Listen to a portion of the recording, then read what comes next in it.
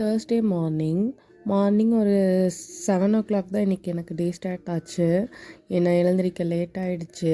நல்ல சில்லுன்ற கிளைமேட்டில் எழுந்திரிக்கவே தோண மாட்டேங்குது. நல்ல பெட்ஷீட்டை இழுத்து போட்டு தூங்க தான் கரெக்டாக இருக்குது. ஆனால் நம்ம தானே குக்கிங் பண்ணணும். அதனால் வேகமாக எழுந்திரிச்சு அஸ்யூஷுவல் என்னோடய குக்கிங்கை ஸ்டார்ட் பண்ணிட்டேன். இந்த வியூவை இனி மிஸ் பண்ணுவீங்க.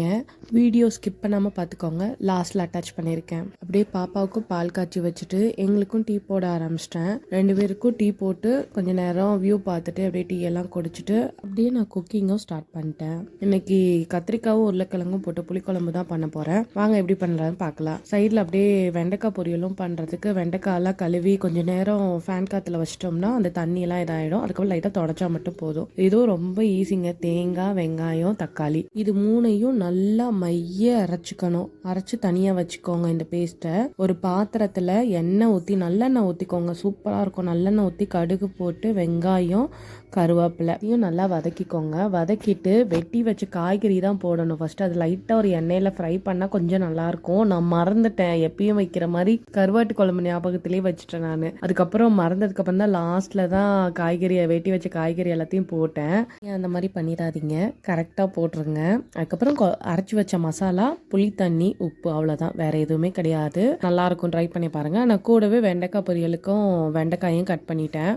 வெண்டைக்காய் பொரியல் எப்படி பண்ணுறதுன்னு பார்க்கலாம் வாங்க. சின்னதாக கட் பண்ணுங்கள். தண்ணி இருந்தால் தான் சீக்கிரம் வேகாது, சீக்கிரம் உடஞ்ச மாதிரி ஆகிடும். நல்லா ஃபேன் காற்றுல கொஞ்சம் நேரம் ட்ரை பண்ணிங்கன்னா போதும். எனக்கு சைட்லேயே சாப்பாடும் வெந்தவுடனே அதையும் வடிச்சிட்டேன். எண்ணெய் ஊற்றி கடுகு, வெங்காயம், கருவேப்பிலை, அப்புறம் வெட்டி வச்ச வெண்டைக்காய், லைட்டாக உப்பு. நான் சிக்கன் மசாலா தான் போடுவேன்.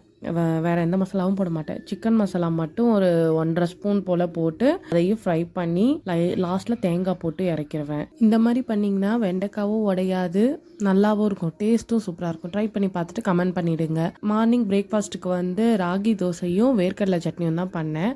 வேர்க்கடலையை நல்லா ஃப்ரை பண்ணி ஆற வச்சுக்கிட்டேன். உரிச்ச பூண்டு, வேர்க்கடலை, வரமிளகா, அவ்வளோதான். இதை நல்லா அரைச்சிக்கோங்க. உப்பு போட்டு நல்லா அரைச்சி இதுக்கு ஒரு தாளிப்பும் கொடுத்துட்டேன். தாளிப்பு கொடுத்து ராகி தோசை ஊற்றி சாப்பிட்டாச்சு. ஹஸ்பண்டுக்கும் லஞ்சு பேக் பண்ணி அனுப்பிச்சிட்டேன். நான் வீடியோ ஸ்டார்டிங்கில் சொன்ன மாதிரி வியூ ஏன் போகுதுன்னா நல்ல தண்ணி பைப்பு போடுறதுனால இந்த மரத்தெல்லாம் டிஸ்டர்பாக இருக்குன்னு சொல்லிட்டு அதெல்லாத்தையும் வெட்டிட்டு அதுக்கப்புறம் தோண்டி பைப்பும் போட்டு க்ளோஸும் பண்ணிட்டாங்க. இதனால தான் முன்னாடி வியூ கட் ஆகும்னு சொன்னேன். இந்த மாதிரி வீடியோலாம் உங்களுக்கு பிடிக்குமா? மறக்காமல் காய் ஷார்ட்ஸை லைக் அண்ட் சப்ஸ்கிரைப் பண்ணிக்கோங்க. அடுத்த வீடியோவில் பார்க்கலாம். பாய்.